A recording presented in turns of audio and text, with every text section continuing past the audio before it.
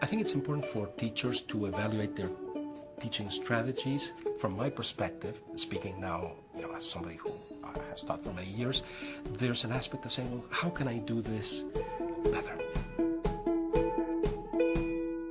What led me to develop the SAMR model was some work I did back in the mid-80s. I was a graduate student at Harvard at that point, and working on rethinking aspects of the undergraduate introductory science curriculum.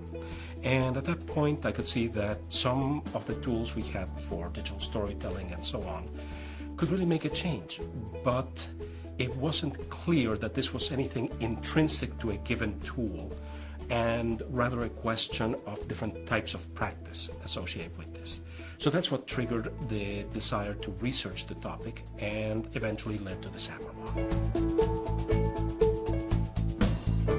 It's very important for people to feel comfortable with the tools, to evolve their practice. So it's just fine for people to say, look, I'm going to start doing what I already do at the substitution to augmentation levels, incorporate the tools, enhance my current practice, and when I'm comfortable with that, move on to incorporating elements at modification to redefinition. That's a perfectly valid approach. In fact, to be honest with you, I think it's the approach that would work for most teachers. There are many things that work just fine at substitution to augmentation levels. For instance, assume I'm teaching a course on poetry. It's fine if I decide as an educator that I'm going to create, say, an ebook that incorporates the poems, some readings of the poems, maybe some critical elements to allow the students to read different interpretations and so on, which would take it roughly to an augmentation level. But it's not necessary to say, well, now what do I do with this book so that the very act of reading the poems is at the modification to redefinition levels. That's just fine. You can say, well, what else in my practice of teaching literature am I going to incorporate that is at the modification to redefinition levels?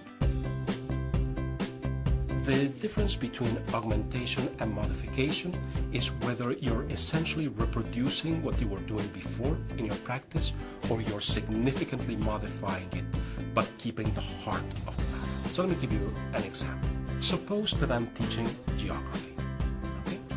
If I'm using maps, digital maps, to teach geography, and I say to students, well, I want you to create maps of, let's say you're studying Egypt. I want you to create maps of Egypt that outline archaeological sites that you're interested in, and that also outline areas that were important agriculturally. And you start to see, well, do these in two different layers so you can see correlations between the two of them, etc. Link the archaeological sites to resources on the sites. All of that is quite wonderful. Now, suppose that you're saying, okay, I'm using digital maps, but now I'm not just going to ask the students to replicate what I would have done with traditional paper maps. Instead, I'm going to say I still want them creating maps because it's important for them to develop the understanding of geography. But I'm going to ask them to create the maps in such a way that they're interacting with each other, so that they create the digital maps in shared sites and they use them as gateways to each other's knowledge. So now one student is very interested in the archaeology aspects, and that student focuses on things like where were the temples. Another student is very interested in commerce. So they focus on where were the trading ports, and they create their maps. You have them engaging in a deeper conversation where you're using the digital maps as a gateway for a social practice of exploration.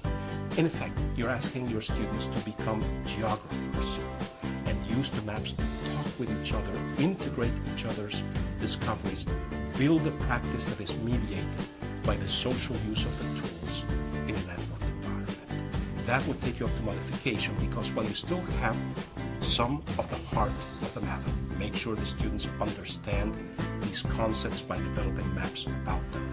You've significantly modified it by changing it from something they would do individually to something they would do socially, where in effect they're acting as peer mentors to each other. Really good use of the technology at the modification to redefinition levels allows students to engage in exploration of areas that they might not have otherwise. Let me give you an example from some of my own practice.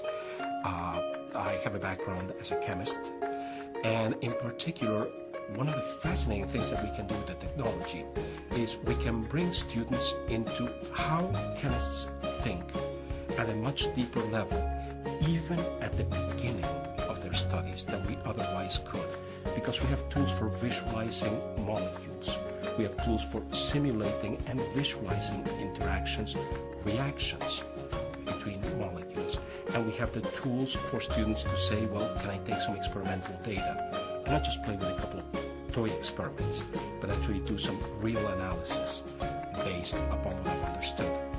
One of the things I see happening in classrooms that are very successful at incorporating tools at the modification and redefinition level is I see students taking charge of their education. Those are classrooms where the students aren't just waiting for something to happen. They're the classrooms where students say, oh wait, we've been doing this, but I also want to do this other thing, and I can see a better way of doing that. And there's a certain excitement, a certain ownership of the learning. There's a certain joy in figuring out, gee, I could do this in a different way and bring something different or new to my students. And I think keeping teaching practice as something enjoyable, lively, the reason that so many teachers become teachers in the first place, keeping the passion alive. So again, a continual re-examination of practice allows me as a teacher to make the best possible use of the technology to accomplish my goals.